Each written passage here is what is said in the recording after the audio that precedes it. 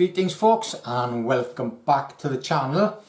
And this is the last video in this short series of inspirations and evolution of my knives.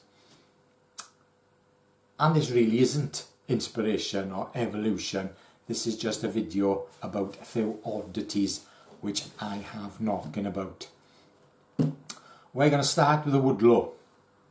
Now, when I started making knives, I made a lot of Woodlore clones, but my Woodlore clones were different.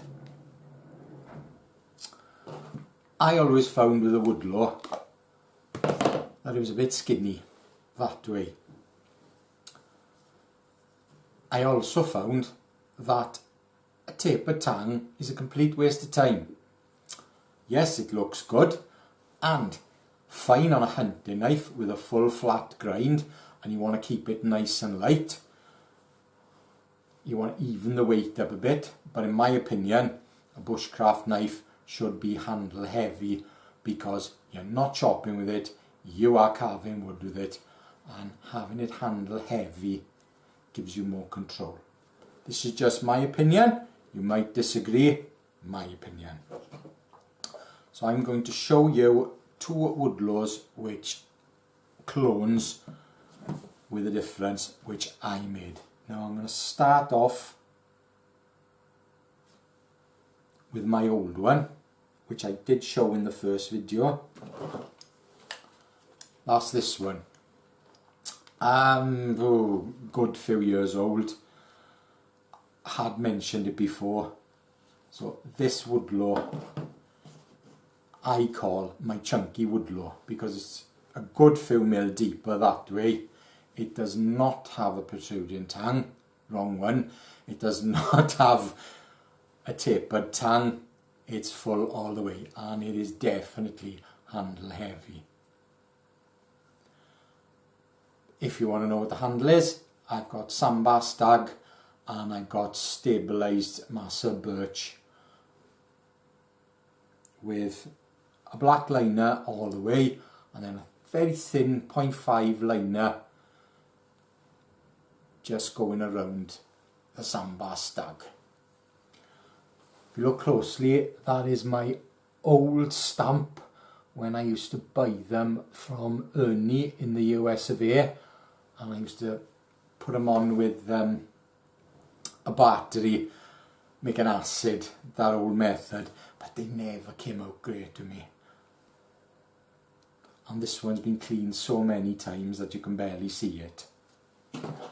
This sheath is incredibly labour intensive. It's basically a Woodlore sheath, but with a double row of stitching, a ferro rod loop and a dangler frog. Yes, I did make a few of them and they were a complete pain to make, so I stopped making them.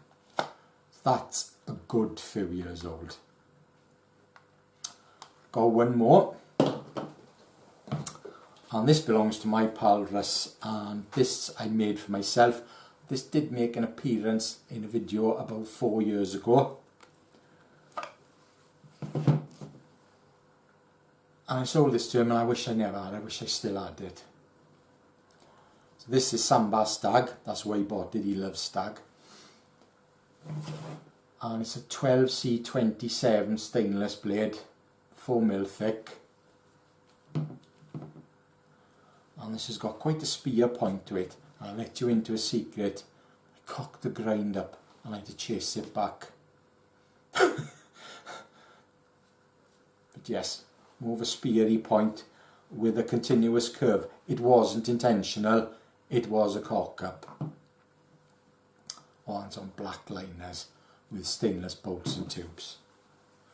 And then the sheath went from this labour intensive one to this slightly less labour intensive one, but a double row of stitching, but damn, they're a lot of work.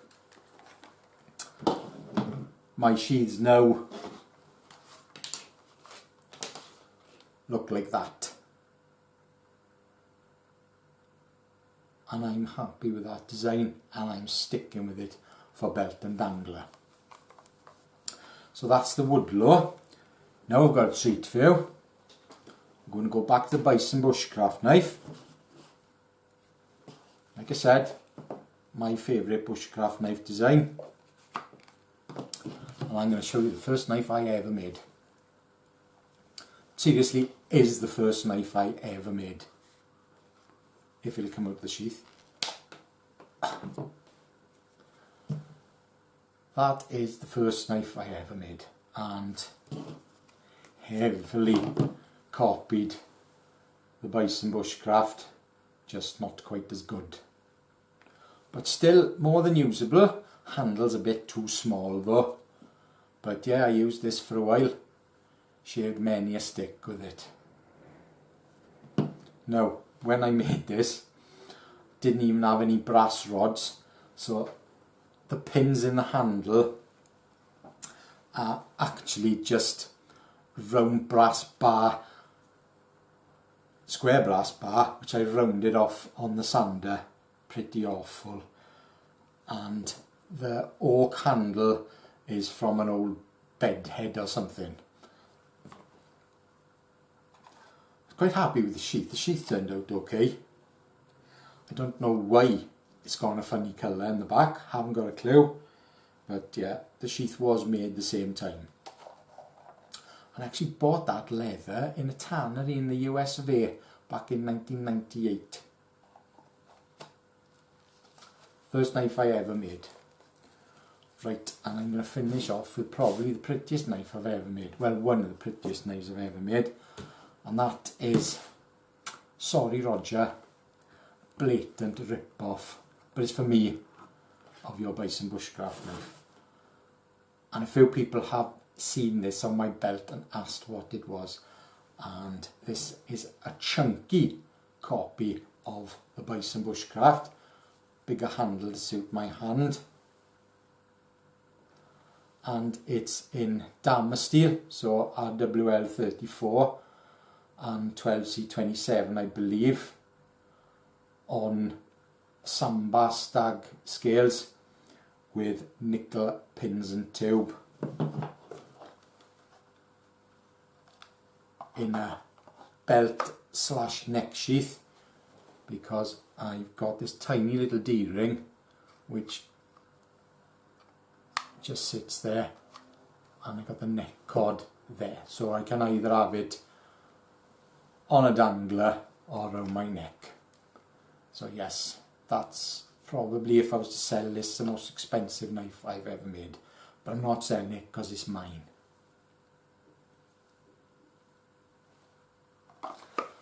Looking on my table now if I've got any more oddities to show you. I think that is it. That's everything. So that is the end of my series of 5 videos concerning inspirations and evolution of the design. Thank you very much for watching. I appreciate your comments, I appreciate your views, and I certainly appreciate a thumbs up. And I just want to say thank you to Ben Orford, because he gave me the inspiration to do these videos, because I thoroughly enjoyed his video on the evolution of the Woodlander, and that's what gave me the idea to do these videos. And if you're a member, you're going to get all these in one big block, ad free. And if you're not a member, you're watching this now. Right, I'll see you. Ta-ra.